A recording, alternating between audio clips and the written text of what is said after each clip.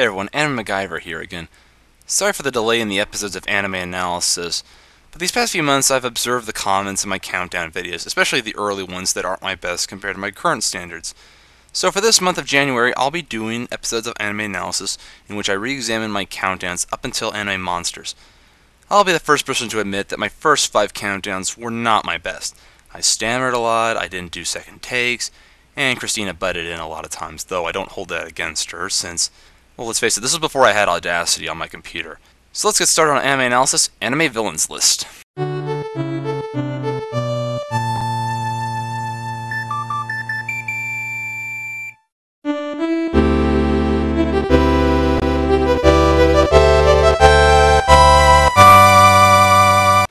At number 11, I had Cell from Dragon Ball Z.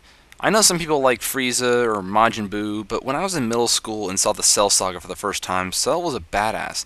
He was the first villain in the DBZ universe to have the fighting style and abilities of Goku, Vegeta, Piccolo, and Frieza, and he used it very effectively. Does Cell still hold up as one of my favorite villains? Yes, but at number 11. At number 10, I had Muska from Castle in the Sky.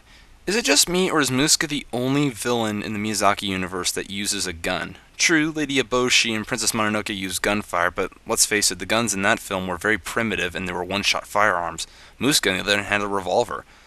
This villain stands out. He's charismatic, he's threatening, he was hell-bent on exploiting Lapida's power, and he had it in the palm of his hand. And on top of that, he was voiced by Mark Hamill in the English version. What's not to like about him? He's pretty accurate with a gun too. I mean, seriously, he shot off Sheeta's pigtails without missing. That's pretty hardcore. So basically, yes, he still holds up on my villains list, but at number 10, still. At number 9, I had Toryuga from Mohoromatic. Now here's something I failed to mention in that countdown. I know it seems like I'm cheating since he doesn't stay a villain for long, hence why I put him low on that list, but dude, in the amount of time that he was a villain, he still made an impact. That's gotta count for something. And yet he's pretty underrated. I'm not sure why. Maybe it's because a lot of people haven't seen Mohoromatic. To those who haven't, seriously, go out and watch it. You will not be disappointed. What I like about him is that if you were a regular student, you wouldn't suspect that he was an alien combat android. The only thing you probably suspect him of is whatever Saori Shikijo is already guilty of. He's a villain that does deserve a little more recognition, in my opinion. At number 8, I had Merrick Ishtar from Yu-Gi-Oh! Yu-Gi-Oh! Is basically a guilty pleasure of mine. While the whole premise can be a bit far-fetched, but hey, it's anime, you can get away with this crap. The fact that Merrick could raise the stakes higher than Kaiba or Pegasus, that's kind of intriguing. I know some of you are probably wondering what did I think of the next villain, Darts. To put it simply, Darts sucked. His voice sucked, and overall he came off as wasted potential. Yeah, I know 4Kids is to blame for that, but that doesn't make it any less excusable. Probably why I picked Merrick is, similar why I picked Cell or over Frieza or Majin Buu, because, like Cell Saga, Merrick's was the pinnacle for Yu-Gi-Oh! At number 7, I had Toguro from Yu Yu Hakusho. After rewatching Yu Yu Hakusho, I do kinda regret putting him on this list over Shinobu Sensui. Sensui was different on so many levels I could kick my own shins for overlooking him. But to be fair, at the time when I recorded it, I was enjoying watching seasons 1 and 2 of Yu Yu Hakusho, and I had a lot of things going through my mind at that time. Toguro was a badass villain. He was built like a tank. I mean, even if he did look like a product of the 80s, it was still friggin' awesome. Seriously, he looks like he could have been voiced by Arnold Schwarzenegger. Now that would have been awesome. At number 6, I had Nosferatu Zod from Berserk. Like Toguro, I do kind of regret putting him on this list. Partly why I had him on the list to begin with was that he was a brute, but a great one at that. Plus, he beat Griffith with his own severed arm and put it back together, and made Guts experience fear unlike anything prior. Part of me wanted to put the God Hand from Berserk, but I was worried about spoilers at the time. Oh, and I know some of you probably wanted me to do this. Whoa, did you just beat him with your own arm? That is hardcore. Seriously, kill me right now. That is like the coolest thing I'll ever see. At number 5, I had Sosuke Aizen from Bleach. Not a whole lot to say about him except, dare I say it, Aizen powers.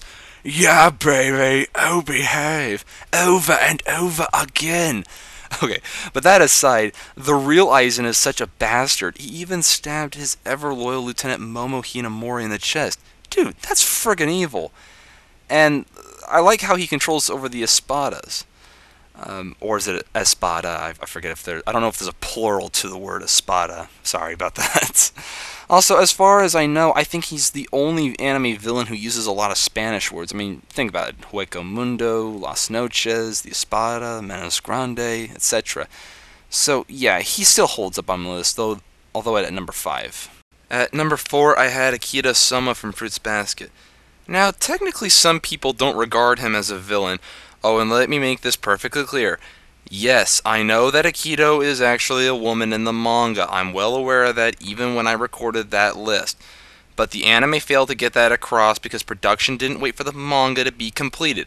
That's a problem when anime shows jump the gun before their characters are fleshed out. Anyway, I count Akito as a villain because he rules over the Soma family with an iron fist, and is responsible for many of the problems that affect the Soma family. For example, he whipped Yuki as a kid, psychologically scarring him. He hurt Tori's eye and blamed it on Kana. As a result, that led to their parting in such sweet sorrow moment. He hurt Kisa in response to Hiru saying that he loved her, ergo, it made Hiru distance himself from her during the time she was picked on in middle school, and that added to Kisa's problem. And why hurt Kisa to begin with? Hitting Kisa would be just like hitting Rin from Usagi Drop. If that's not villainous behavior, I don't know what is. At number 3, I had Diva from Blood Plus. I still stand by what I said before about Diva. What I like about her is that she's a tragic villain. For her, it was tragic since the day she was born.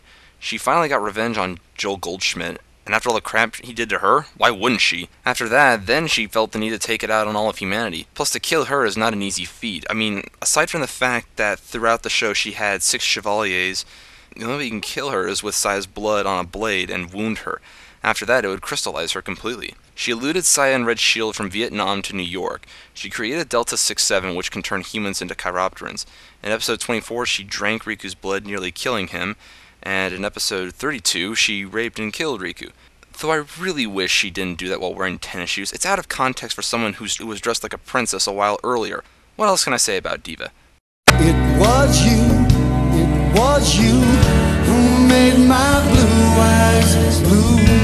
At number 2, I had Fear King Bradley from Fullmetal Alchemist. Okay, let me clarify the countdown. Yes, I know that in the original Fullmetal Alchemist, Dante was the main villain in charge. I merely gave more credit to Bradley being such a badass and making up for what Dante lacked, because let's face it, Dante sucked as a villain. And yes, I know that in the Brotherhood version he's Wrath, not Pride. At the time, I had only the first 13 episodes of Brotherhood, and since I didn't read the manga past Volume 2 at the time, I really didn't know. I assumed he'd still be Pride since he's the epitome of that sin. And Bradley being Wrath is a bit of a miscast in my opinion, because when I think of someone who's supposed to embody the sin of wrath, I think of someone that can go berserk like Brawly or Vegeta, or hell, even Hollow Ichigo. I do not think of someone as calm and collected as Bradley. So yes, I may have screwed up on that one, but in my defense, Hiromu Arakawa was the one who really screwed up on that aspect. But with all that aside, Bradley's a badass despite the fact that he looks like Principal Prickly from Recess. Attention students, this is Principal Prickly talking. I want to inform you all that I have a fat, saggy butt, which I like to scratch every hour on the hour. Principal Prickly, sir. What a surprise. And at number 1, I had Sephiroth from Final Fantasy VII Last Order. Oh. Yes, a lot of people said, he's from a video game, that doesn't count, what the fuck? Well, he was in an anime short called Final Fantasy VII Last Order, so it bloody well counts. The reason why it got such backlash at the time was because when I recorded that list, I just couldn't remember the title of the anime short that was based on the classic video game. I merely assumed it had the same title. I was wrong. Evidently, I was short of 2 simple words, last and order. What made things problematic was that I could only find one image of Sephiroth from that anime short online and used it. After a year of annoying comments, I decided to look it up, and I found confirmation and wrote that in the annotation to that video, and that silenced the backlash. I was also surprised how many Final Fantasy fans haven't even heard of it. Well, you can hardly call yourself a real fan. I thought they did. Sephiroth may be a mama's boy deep down, but I dare you to try and call him that and live to tell about it. The only person who could do that would probably be Cloud, but even then it wouldn't be an easy feat. So that was my reevaluation on my anime villains list. Thanks for watching.